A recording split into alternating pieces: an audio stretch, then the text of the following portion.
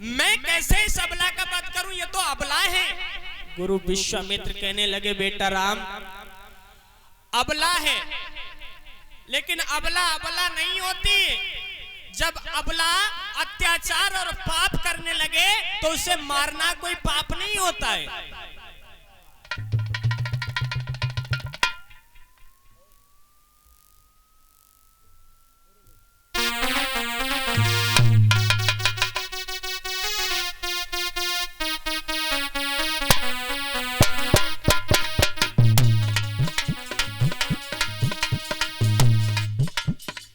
गुरु विश्वामित्र कहने लगे बेटा राम, ये अबला तो जरूर है लेकिन अबला को मारना पाप नहीं होता है। अबला कई प्रकार की होती हैं। सुनो, और गुरु विश्वामित्र जी राम को समझा रहे हैं क्या? अबला तबला बन जाती है जब अपने ही पर आती है।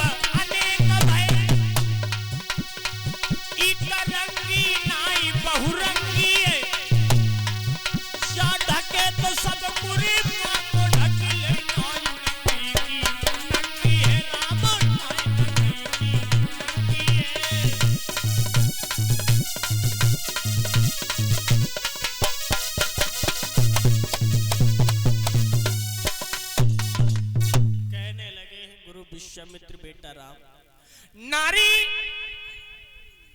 को मारना पाप तो होता है लेकिन अबला अबला नहीं होती है। अबला तबला भी बन जाती है। अबला पल में ही मान करती है, पल में ही अपमान करा देती है। ये नारी है, अबला है, और अबला को मारना पाप नहीं है, क्योंकि जब अबला अत्याचार और पाप करने लगे तो उसे मारना कोई पाप नहीं होता है बेटा राम। ये अबला राक्षसी हो चुकी है, इसके भय से संत लोग भगवान का भजन नहीं कर पा रहे, पूजन पाठ नहीं कर पा रहे। तुम ऐसा करो, अपने हाथों से इन ताड़िका का वध करो। भगवान श्री राम ने गुरु की आज्ञा का पालन किया। भगवान श्री राम ने एक बाण लेकर के उन ताड़िका के जब मारा तो ताड़िका मूर्छित होकर के जमीन पे गिरी। जब ताड़िका जमीन पे मूर्छित होकर के गिरी तो ताड़िका के मुख से एक आवाज आई, राम तुमने हमें मार तो दिया लेकिन तुम्हारे पिताजी का दिया हुआ वचन अधूरा रह गया। भगवान श्री राम ने जब ये शब्द सुने तो ताड़िका के पास में पहुंचे और ताड़िका से कहने लगे, ताड़िका ये बात तुमने कौन सी कही कि हमारे पिताजी का दिया हुआ वचन अधूरा रह गया?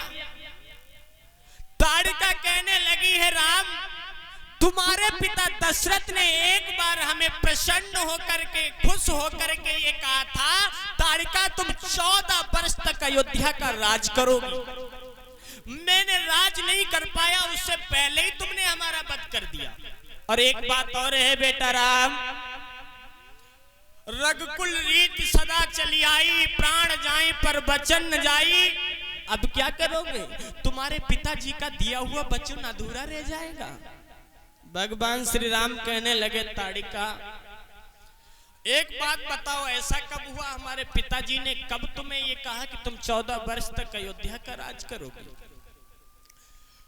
ताड़िका कहने लगी, एक बार महाराज दशरथ जंगल में शिकार खेलने के लिए आए, प्यास के कारण वो मूर्छित होकर के जमीन पे गिर गए। तब मैंने एक सुंदरी का रूप बना करके एक घड़े में सुंदर सा नीर पिलाया था महाराज दशरथ को, तो उन्होंने प्रसन्न होकर के हमसे ये कहा था कि तुम 14 वर्ष तक अयोध्या का राज करोगी।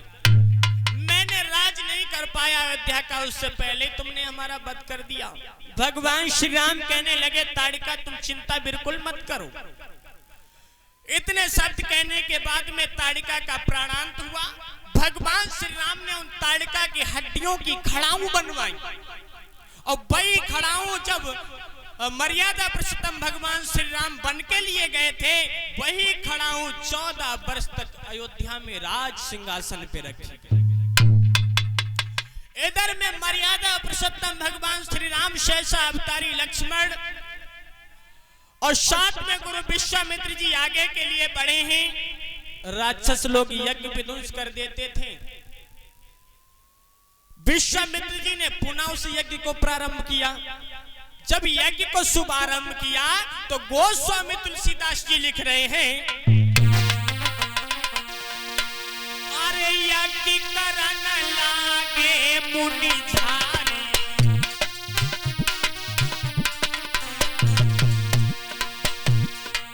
यज्ञ करन लागे मुनि झारी, आप रहे मख की रखवारी।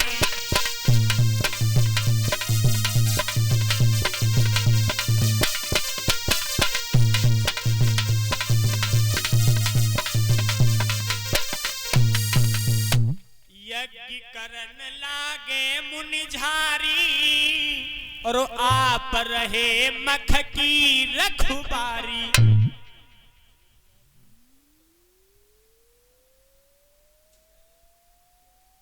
अमित लाल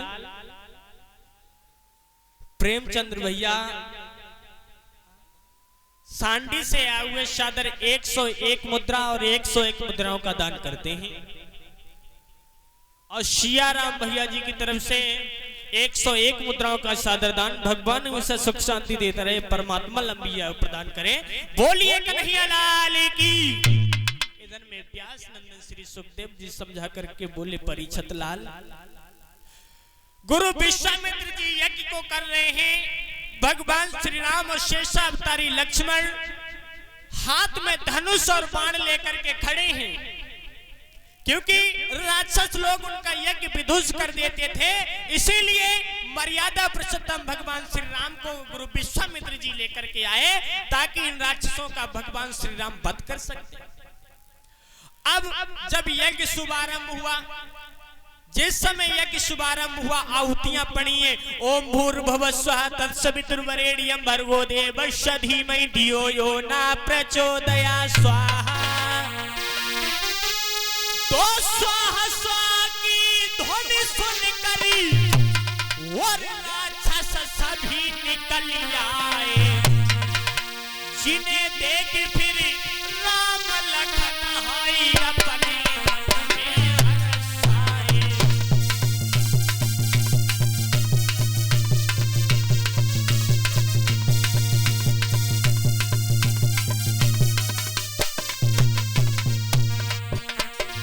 जिस समय गुरु विश्वामित्र जी ने यज्ञ शुभारंभ किया, स्वाहा स्वाहा की ध्वनि जिस समय गूंजी है तो राक्षस लोग निकलने लगे यज्ञ को विध्वंस करने के लिए। भगवान श्री राम ने क्या किया,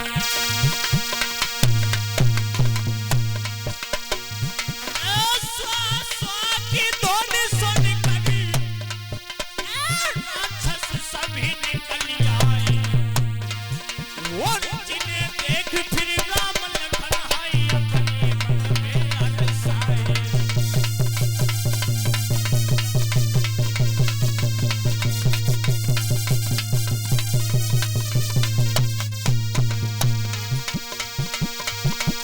हाथ में धनुष बाण लेकर फिर राम लखन जी मारी रही,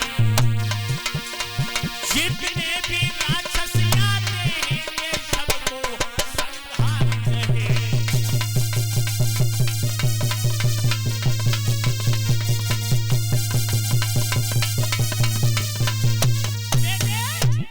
इस तरीका से भगवान श्री राम शेषावतारी लक्ष्मण हाथ में धनुष और बाण लेकर के खड़े हैं। जिस समय स्वाहा स्वाहा की ध्वनि गूंजी तो जितने भी राक्षस से सब बाहर निकल आए। आते हैं भगवान श्री राम शेषावतारी लक्ष्मण ने राक्षसों का वध किया। जब सभी राक्षसों का वध किया, अंत में मामा मारीच निकल करके आया। जिस समय मामा मारीच निकल करके आया है अंत में, तो भगवान श्री राम सोचने लगे अगर हमने इस मामा मारीच का वध कर दिया तो रावण का वध नहीं हो पाएगा। भगवान श्री राम ने क्या किया, बगैर नोक का एक बाण लिया और धनुष पे चढ़ा करके उस मामा मारीच के जो मारा है, अरे बिन फन बाण राम देहि मारा,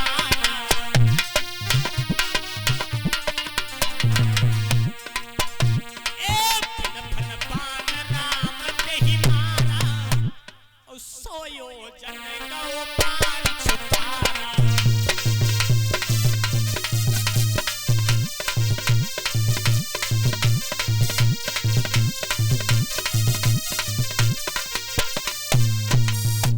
बिन फन बाण राम तेहि मारा, और 100 योजन गौ मारीच। भगवान श्री राम ने मामा मारीच के बिना नोक वाला बाण मारा है, तो मामा मारीच 100 योजन की दूरी पे जाकर के गिरा। 1 योजन होता है 4 कोस का। मामा मारीच के बाण लगते ही मामा मारीच 400 कोस की दूरी पे जाकर के गिरा। इधर में गुरु विश्वामित्र जी का यज्ञ संपूर्ण हुआ। उसके बाद में भगवान श्री राम, शेषावतारी लक्ष्मण, मर्यादा पुरुषोत्तम भगवान श्री राम आगे के लिए बढ़े। जिस समय आगे के लिए बढ़े हैं तो एक जंगल में जाकर के पहुंचे हैं गुरु विश्वामित्र के साथ में राम और लक्ष्मण, एक जंगल में। और वो जंगल कैसा है,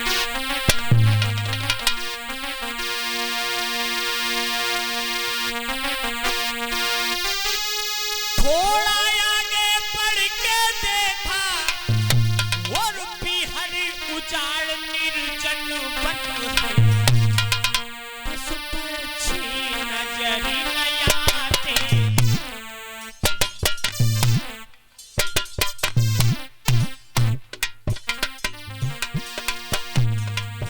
पशु पक्षी नजरी न आते, सावन की भोली भयानक है, पशु पक्षी नजरी न आते हैं।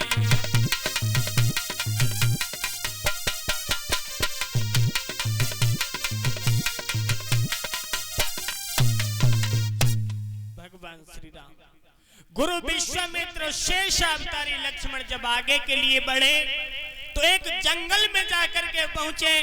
जंगल में जा रहे हैं, भगवान श्री राम ने उस जंगल में क्या देखा, एक पत्थर की स्त्री पड़ी है। भगवान श्री राम गुरु विश्वामित्र जी से कहने लगे, गुरुदेव ये पत्थर जैसी स्त्री नजर आ रही है, ये कौन है? गुरु विश्वामित्र कहने लगे हैं, बेटा राम ये अहिल्या है। भगवान श्री राम कहने लगे, गुरुदेव अहिल्या, तो ये पत्थर कैसे हो गई? गुरु विश्वामित्र कहने लगे, बेटा राम इन्हें श्राप लगा है, ये श्राप के कारण पत्थर हो गई है। भगवान श्री राम कहने लगे, इन्हें श्राप किसने दिया? गुरु विश्वामित्र कहने लगे, इनके पति गौतम ऋषि ने ही इन्हें श्राप दे दिया, जो श्राप के कारण पत्थर हो गई हैं। और जब तक तुम्हारे चरणों की रज इनके ऊपर पड़ेगी नहीं, तब तक इनका उद्धार नहीं होगा। और तुम्हारे चरणों की रज का बरसों से इंतजार कर रही हैं, और वो आज समय आ गया है। भगवान श्री राम कहने लगे, गुरुदेव हमें ये कारण बताओ कि ये पत्थर कैसे हो गई, और इनके पति ने इन्हें श्राप क्यों दे दिया, कारण क्या है? गुरु विश्वामित्र कहने लगे हैं, बेटा राम अहिल्या तीनों लोकों में बहुत सुंदर जानी जाती थी, बहुत सुंदर थी। एक बार देवराज इंद्र की नजर इन अहिल्या के ऊपर पड़ी।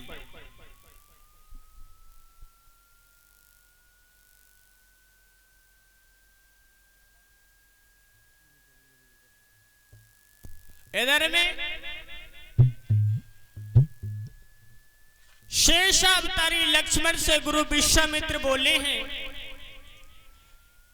कि एक बार जब देवराज इंद्र की नजर अहिल्या पे पड़ी तो इस देवराज इंद्र ने अपने मन में यह विचार किया कि हम अहिल्या के साथ में छल करेंगे। और छल करेंगे कैसे? तो देवराज इंद्र ने विलंब नहीं किया, चंद्रमा के पास में पहुंचा और चंद्रमा से कहने लगा, भैया हमारा आपसे कुछ काम है। चंद्रमा कहने लगा, कैसे आना हुआ, क्या काम है? तो देवराज इंद्र कहने लगा है, ज्यादा काम नहीं है, हम गौतम ऋषि की पत्नी जो अहिल्या है उनके साथ में छल करना चाहते हैं। और गौतम ऋषि प्रतिदिन गंगा स्नान के लिए जाते हैं, तुम ऐसा करना, रात आदि को मुर्गा बन करके आवाज लगा देना। गौतम ऋषि समझेंगे कि सुबह हो गई, गंगा स्नान के लिए चले जाएंगे और तब तक हम गौतम ऋषि का भेष बना करके उन अहिल्या के साथ में छल करेंगे। और बोले हैं देवराज इंद्र चंद्रमा से, ज्यादा काम नहीं है, सुनो कि तुम मुर्गा बन जाना और मैं बाबा बन जाऊंगा।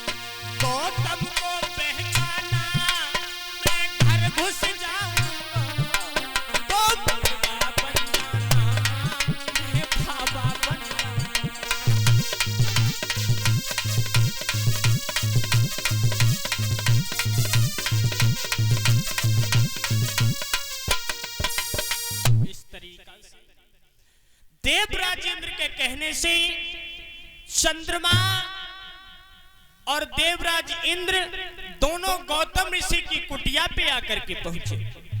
अब चंद्रमा मुर्गा बन गया, देवराज इंद्र ने क्या किया, गौतम ऋषि का वेश बनाया और रात आदि है उस चंद्रमा ने मुर्गा बन करके रात आदि में आवाज लगाई। ऐसे ही नहीं, अरे जब बीती आधी रात जाने भैया बाज लगाई।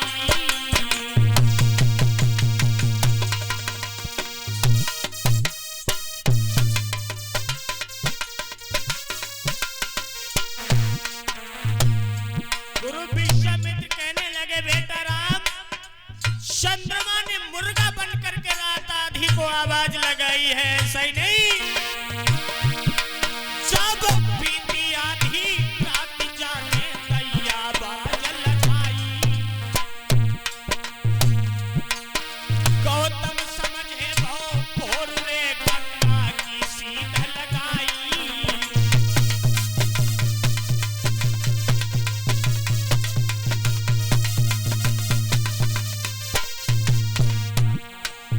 रात आदि है, जिस समय मुर्गा ने आवाज लगाई गौतम ऋषि समझे कि सुबह हो गई, हाथ में वस्त्र उठा और गंगा स्नान के लिए चले। ऐसा ही नहीं,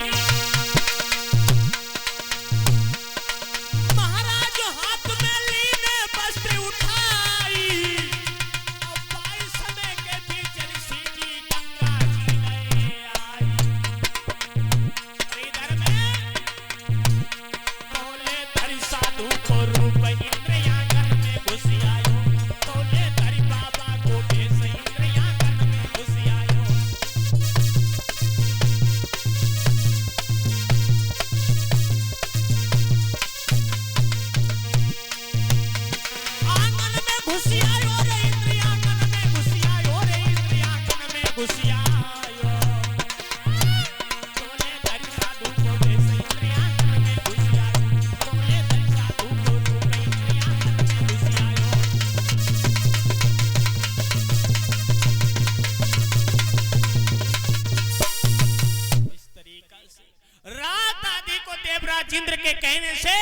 उस चंद्रमा ने मुर्गा बन करके आवाज लगाई।